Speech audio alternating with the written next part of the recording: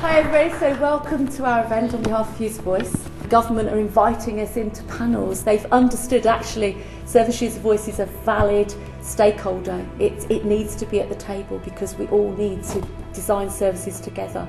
So that's what User Voice is about, to improve services for everybody who's involved in the criminal justice system, whether as service users or practitioners.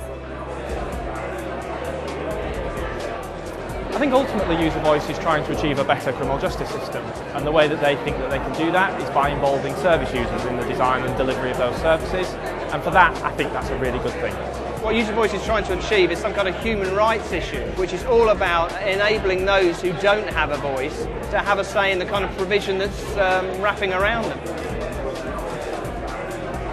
It's very hard in here to tell who's from User Voice or who's not, and who's an offender or who's not. Actually, they're just people, and they're people with a passion to make a difference and to make a change.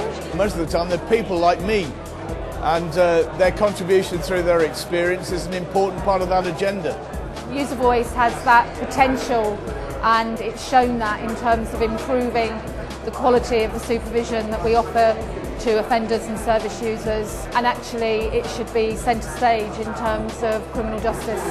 I think User Voice is trying to make sure the policymakers make the right decisions when it comes to what works with reoffending. We haven't got the answers, they have. At a particular moment in time when the probation service, the prison service is undergoing huge public sector change, we need User Voice and the voice of users to influence what's happening in the criminal justice system as we've never had to before.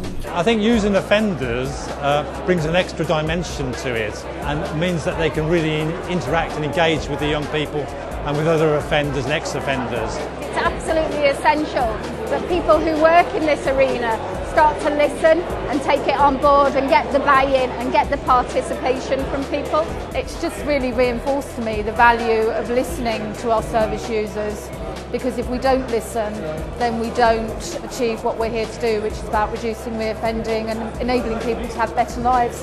Today I've learned how inspirational it is to hear from people who've really made that journey and been inspired by User Voice, and they've just inspired me. And I think that word inspiration, that's what I'll take away from today.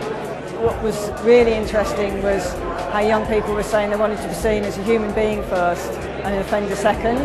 I think that's just really important to have those conversations and spend more time with young people. Having a voice, having the opportunity to say how it was for you, to relieve that frustration, very often is enough for people to realise that actually they can make a difference and they are valued. I was here 3 years ago at a similar event, and it's great that User Voice have gone on and developed, and I hope I'll be back in another 3 years saying how things have gone even further. In many instances are vulnerable people, whether they're young people or adults or families even, and the important thing is that you take the time to listen, and you don't just do that in an ad hoc way. You need some kind of process and system, and that's certainly what I've learned in working with User Voice.